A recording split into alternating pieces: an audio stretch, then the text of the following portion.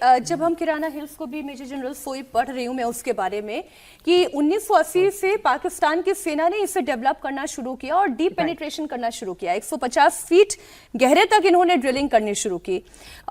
46 टनलें उन्होंने यहाँ पर बनाने की कोशिश की।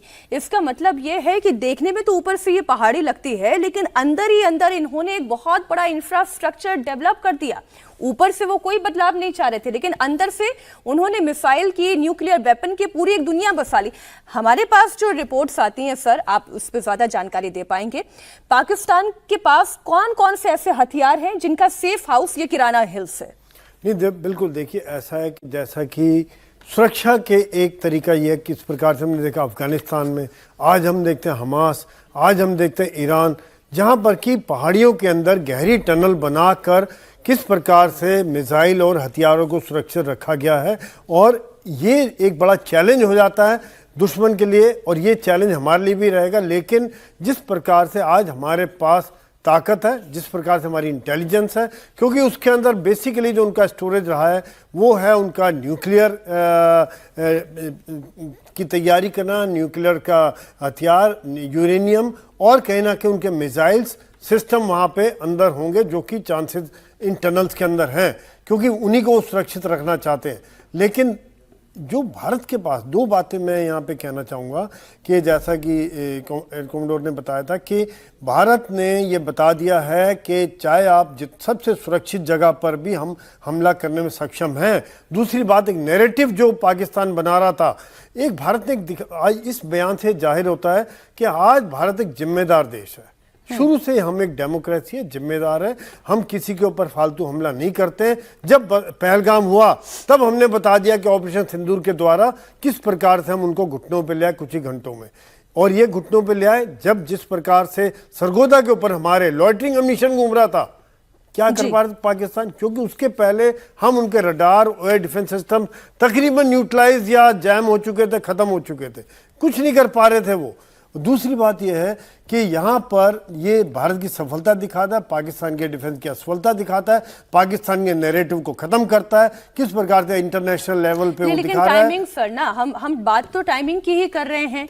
और मेरा इसलिए प्रश्न अंशु जी से भी ये था, आज सौरभ भारद्वाज एक पॉलिटिकल पार्टी के नेता भी ये जब सवाल पूछते हैं तो वही यही पूछते हैं, फिवाज सर वाई दिस टाइमिंग?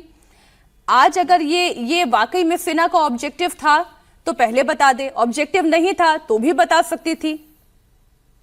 हाँ बिल्कुल, देखो ये मुझे लगता है कि जिस प्रकार से अब बोला गया है उसकी वजह यही हो सकती है कि बार बार जो पाकिस्तान मिलिट्री डिफेंस साइन कर रहा है, किसी तरीके से उसने मक्का डिफेंस पैक्ट साइन किया है अभी सऊदी के साथ, तुर्की के साथ, कहीं ना कहीं हाँ उसके साथ बांग्लादेश भी सोच रहा आने की, इजिप्ट की भी बात हो रही है। तो ये बढ़ता जा सकता है। और उसकी आप एक रूपरेखा देखें कि क्या है इसके इम्पोर्टेंस।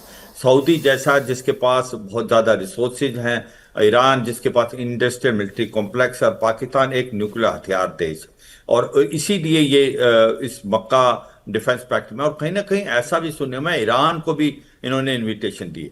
तो कहीं हमें ऐसा जरूरी है कि पाकिस्तान का जो बबल है उसको बस्ट किया जाए कि पाकिस्तान की काबिलियत तो क्षमता इतनी नहीं है जितनी इसने प्रोपेगेंडा करके दिखाया है ऑपरेशन सिंदूर में। उनका खुद का जो न्यूक्लियर फैसिलिटी है वो बिल्कुल गार्डेड नहीं था, उसको भारत चाहता तो बर्बाद कर सकता था, पर भारत ने जो किया है किराना हिल में वो साफ सुथरे शब्दों में बता दिया इनडायरेक्टली, वो एक डेलिब्रेट एक्ट नहीं था, एक लॉटरिंग अम्यूनिशन था जो कि अपना इंडोरेंस खत्म करने के बाद गिरा है। मगर हिंट क्या है कि हमारे पास इतनी काबिलियत और क्षमता है कि हम जो पाकिस्तान की न्यूक्लियर फैसिलिटी अंडरग्राउंड भी है उनको टारगेट कर सकते हैं। और इस जो सरगोदा के अंदर क्या क्या न्यूक्लियर हथियार हैं, इसके अंदर न्यूक्लियर प्लास्टिक मिसाइल का भंडार है इन्होंने जो रखी हुई है, क्योंकि सरगोदा से ही उड़ाई जाती है। तो ये सच्चाई है कि हमने दिखा दिया पूरे वर्ल्ड को, ये पाकिस्तान जो दिखा रहा है कि वो एक मिलिट्री न्यूक्लियर पावर है, उसके न्यूक्लियर हथियार प्रोटेक्टेड भी नहीं है, भारत जब चाहे उनको डिस्ट्रॉय कर सकता है।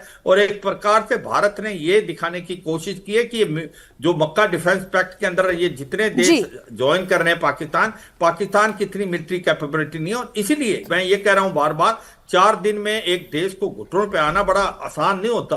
और 10-11 तारीख की रात को जब हमने अपने इनके लीडिंग एयरफील्ड को बर्बाद किया था, उस समय इनका एयर डिफेंस सिस्टम बिल्कुल खत्म हो चुका था। हमारे एयरक्राफ्ट वो तो सर पूरी दुनिया ने देखा, तभी हाथ जोड़कर डोनाल्ड ट्रंप के पास रेंगते हुए पहुंचे थे आसिम मुनीर कि हमें बचा लो, शहबाज शरीफ पहुंचे थे हमें बचा लो। खैर एक बात इसमें ऐड करना चाहते थे। एक लाइन सिर्फ मैं कहना चाहूंगा, देखिए सरगोदा 10 किलोमीटर दूर है, अगर उसके ऊपर दुनिया भर के लॉइटरिंग एम्यूनिशन घूम रहे थे और पाकिस्तान कुछ नहीं कर पा रहा था, तो 10 किलोमीटर क्या है? कुछ भी नहीं है। हवाई डिस्टेंस कुछ भी नहीं है। 1 मिनट में वहां पे किराना हिल किया जा सकता है, यानी कि किराना हिल हम चाहते तो उड़ा सकते थे, लेकिन एक जिम्मेदार देश होने के नाते नहीं किया हमने। मैं वही फैक्ट अभी पढ़ रही थी, 12 मई 2025 को जब प्रेस कॉन्फ्रेंस हुई थी अंशु जी, तब डीजी एयर ऑपरेशन से मार्शल ए के भारती से यही सवाल पूछा गया था और तब उन्होंने जो कहा था, मैं उसे कोट अनकोट पढ़ देती हूँ हमारे दर्शकों के सामने। शुक्रिया, आपने हमें बताया कि किराना हिल्स में कोई न्यूक्लियर इंस्टॉलेशन है। आप सभी को ध्यान होगा ये बयान आया था, हमें इसकी जानकारी नहीं थी, हमने किराना हिल्स को निशाना नहीं बनाया, वो हमारे टारगेट लिस्ट में था नहीं। और बाद में जब इस पर भी रिसाव हुआ या नहीं हुआ, इसमें IAEA ने भी इसमें चेक किया कि अंतर्राष्ट्रीय परमाणु ऊर्जा एजेंसी ने इसकी पुष्टि की कि पाकिस्तान से किसी भी परमाणु संयंत्र से कोई भी रिसाव नहीं हुआ है। तो इतना तो तय है कि जो उस वक्त हमारे तरफ से बयान जारी किया गया था एयरफोर्स की तरफ से, उसी की पुष्टि करता हुआ ये पूर्व CGS का बयान है। प्रोफेसर साहब निश्चित तौर पर मीनाक्षी, आपने जो स्टेटमेंट पढ़ा, ये IAEA की रिपोर्ट को मैंने भी अपने वक्तव्य में रखा था। सो ये एक अपने आप में क्लैरिफिकेशन था। दूसरा, भारत को सफाई देने की कोई आवश्यकता नहीं है, क्योंकि no first use of our nuclear weapons और किसी दूसरे देश पर जाकर के फर्स्ट अटैक करना हमारी विदेश नीति का भाग नहीं है। हम किसी भी देश पर जाकर के हमला नहीं करते हैं। जब पहलगाम हुआ तब हमने ऑपरेशन सिंदूर, जो कि बहुत ही प्रिसाइज हमारा मिलिट्री ऑपरेशन था, जो पाकिस्तान के सिर्फ टेररिस्ट जो कैंप्स थे उन पर टारगेटेड था, वो हमने किया। और आप सोचो, किराना हिल्स जैसी न्यूक्लियर साइट पर अगर हमला करना होता तो क्या भारत एक ड्रोन के जरिए हमला करता?